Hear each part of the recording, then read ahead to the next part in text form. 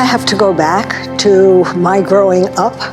I am Jewish and also Quaker. And so and my husband now of blessed memory, he had been a member of Meeting, he died, it will be 1 year in a few days. And he is birthright friend who also became Catholic. So he became a Catholic, and then years after we were married, I joined Meeting, but always stayed as Jewish. And so part of looking at my life, how do I find purpose? It is in finding what I'm called to do. And I think I grew up in an area outside New York, born in Brooklyn, with signs saying no dogs and Jews allowed. So I never saw a New Testament till I went to college. But the Holocaust was formative for me. So a lot of what I have done in my life is based on the reality of what happens when people don't speak up, when they begin to see the erosion of needs of all people, not just their own people. So that has been formative for me. So part of how I have found peace in my life is trying to look at what am I called to do. In many ways, not to be what I used to call a good German, who saw a lot of stuff going on and either were too afraid or didn't know what to do. That's the arrogance of youth. But it also has been a part of my life. So how have I found peace in my life? A lot of it is finding my purpose.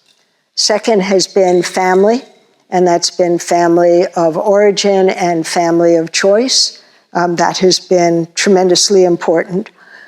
Another way is finding like-minded people who understand who I am, why I do what I do, and don't think I'm just totally crazy. Yeah, and then finding work I love.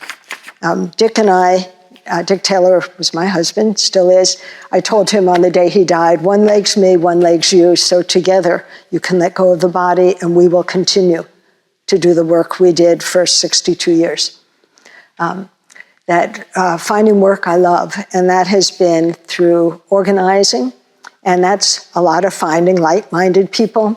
Dick and I were part of helping to found Witness for Peace in Nicaragua as part of Movement for a New Society with other people. We've founded other groups that have had the focus on social justice. I went back to school after we had children and became a nurse, and then looked around and said, who gets the least care? And it was people who were poor, minority, dying, aging, and those with what's now called substance abuse disorder. And so I've tried in my life to combine both my love of nursing, my love of family, my love of trying to find like-minded people and to channel to try and balance all that, which is incredibly difficult. I'm a hospice nurse, so worked with, and still do, work with people who are really looking at their life and what has their life meant and what is their legacy. And it doesn't matter if you're 20 or you're 70 or 80 or whatever, what do you want your life to reflect? I think one of the real challenges is being open, for me, has been being open to massive suffering around the world. I've had the privilege of being in Nicaragua a number of times during the war, where it was pretty dangerous. I have been on the board of Amnesty International, USA, and became educated on how people torture each other, and that was how I combined my concern around justice and human rights and healthcare in order to teach healthcare professionals to recognize when somebody has been tortured, because a lot of torture doesn't show external scars, but it sure does internally. I think one of the big challenges that we face is that, and for me, there is a real seduction, and I use that word for all of what it means, in actions. I have found some of my greatest joy in being in demonstrations and being in delegations, whether it's in Nicaragua or in Philadelphia. There is something seductive about wanting to be out there, which I think is often not helpful. It's not helpful to the person, and it's really not helpful, I believe, to the families. One of the things that I often, Dick and I have done a lot of nonviolent training of people, and I remember so clearly a married couple, who were in our house, and the guy was in our living room crying about the women in Vietnam while his wife was upstairs mutilating herself, literally. Dick and I hospitalized her, but it was a really good example of being able to be concerned about what is out there rather than what's happening in your own families and in those who rely on you.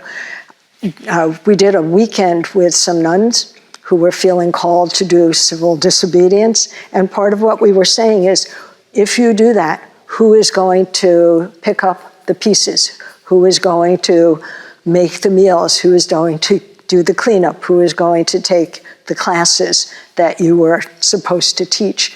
Because I think, and I say this now as we go into this kind of time in our world, what are you willing to risk, and who will be harmed by what you feel called to do? And I'm seeing this for me mostly I go back into the prisons and jails, and I'm a health liaison trying to address healthcare issues throughout the state. But I also do work with a group called the New Sanctuary Movement, which is looking at immigrants. And as things get more difficult with ICE, what are we willing to risk? And we're in a whole other world now, because I know when I've done civil disobedience, and I've gone to jail, and it has been difficult and wonderful because of the community. But if we go up against ICE in some way, then we're looking potentially at federal charges, not county, not state. And that's a whole other world. So part of what I've been trying to do in my own life and as I mentor and teach is to really help people know that every single person can do something. It doesn't have to be dramatic, but they can do something really meaningful.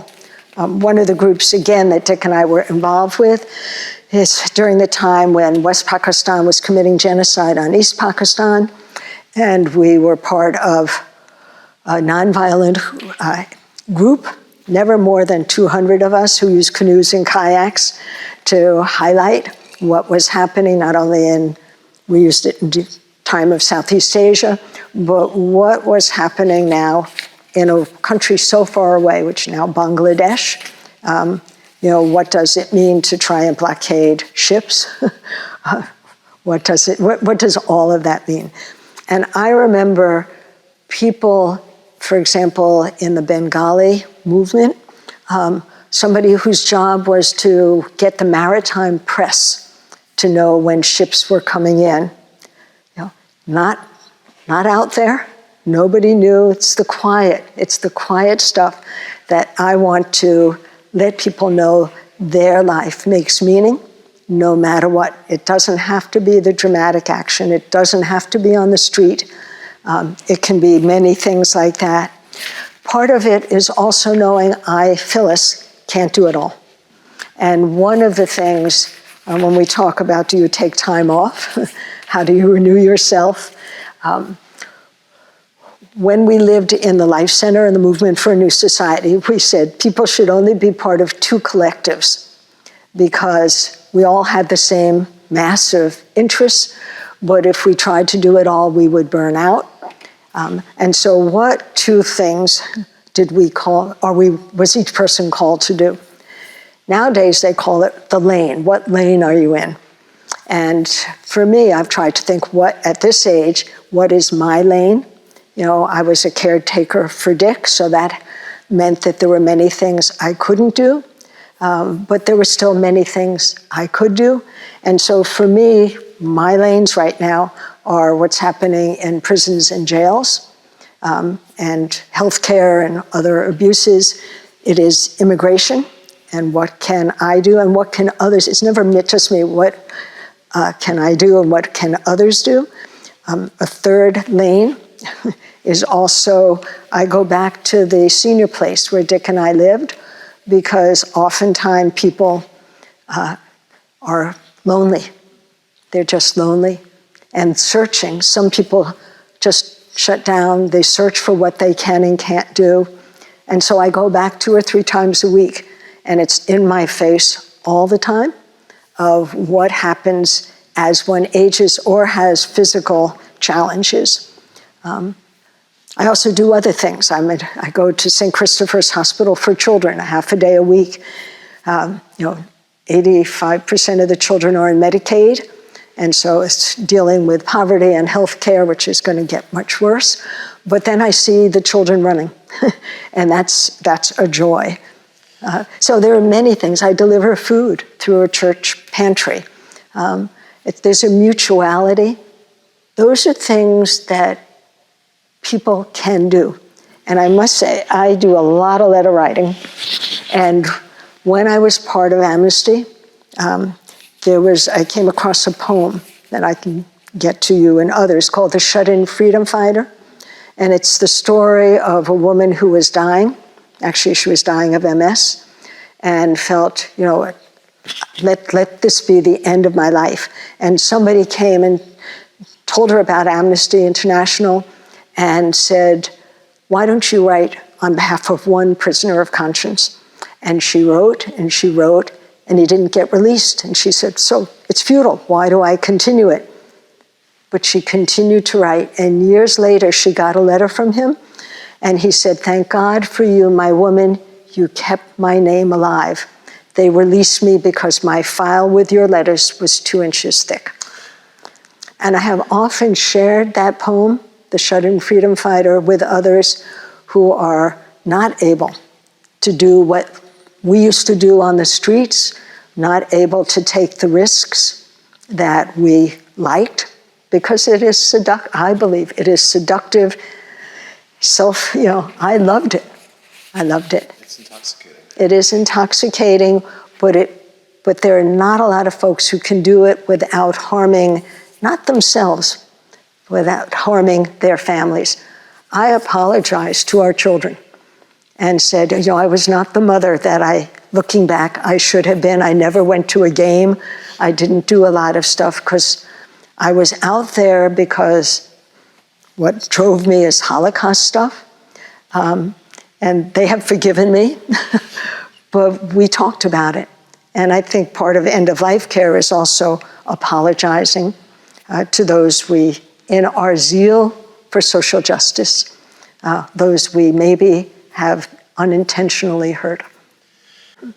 I think part of it is looking at those who went before us and what can we learn from them. I'm absolutely convinced that what we do now has to be based on nonviolence. I remember Dick and I were leading a group of people in Washington. This was during Southeast Asia War. And we came to a place, we did nonviolent training, came to a place where there's a lot of tear gas, and the officer, and we said we felt led to walk around 7 times using the biblical around the White House, and the officer said no. And we said, well, this is our leading. And he said, no. And so we went into meeting for worship on the street, and some people felt led to go back to the meeting house, and some people felt led to go on. Dick and I we were in the front, happened to feel led to go on, and we stepped off the curb, and the policeman said, oh, hell. And in the walking around through tear gas, through people who didn't know what to do, because we were a beacon of nonviolence, people began to join us. And one guy said, I'm glad to meet you because I have a gun and I was planning to do something, but now I have people I can join. So for me, if I'm on the streets now, it is important to me that the chants reflect my thinking about I, thou, not I, it, that the discipline, I believe a lot, nonviolent discipline, is something that people agree to, and if they don't, we split off, because I think what will give tremendous amount of impetus to those who want to crush what's happening and what's happening in this country, once we go into violence, then more troops are going to come to the cities, et cetera. So what can people do at the tip of the spear is to find the group that reflects what you want to do, sometimes quietly, the writing of letters or whatever. Sometimes it's the visitation to those who are ill and staying with them. Sometimes it is finding the group that reflects who you are, and that's who you walk with. And if it gets out of hand, then you move away. I absolutely believe that if we vilify ICE agents, if we vilify the police, if we vilify correctional officers, then we're dooming ourselves to not have the kind of society that we want. And I have lots of examples of how, I have met ICE officers, and I asked one, I said, why are you doing what you do? And he said, because I'm trying to get rid of the bad people. And I said, you've got locks, you're African American, you're going after Black and brown people. And yet, he said, but I want to go home to my family. It was very striking to me. And so if we vilify him, he's in turmoil at some deep level, as are a lot of those who seem to be in authority. So I think as friends our own spirituality is to meet the I, thou, and those who seem in opposition, and to treat them with concern. Yeah. I remember going down early in a demonstration and saying to the police who were going to be policing, I said, we're committed to nonviolence. I hope nothing happens, but I'm a nurse, if something happens to you, I will treat you as well as I would treat the other demonstrators. And he was relaxed, and then I saw people come at him aggressively, and I saw the switch. And that's exactly what we don't want to happen.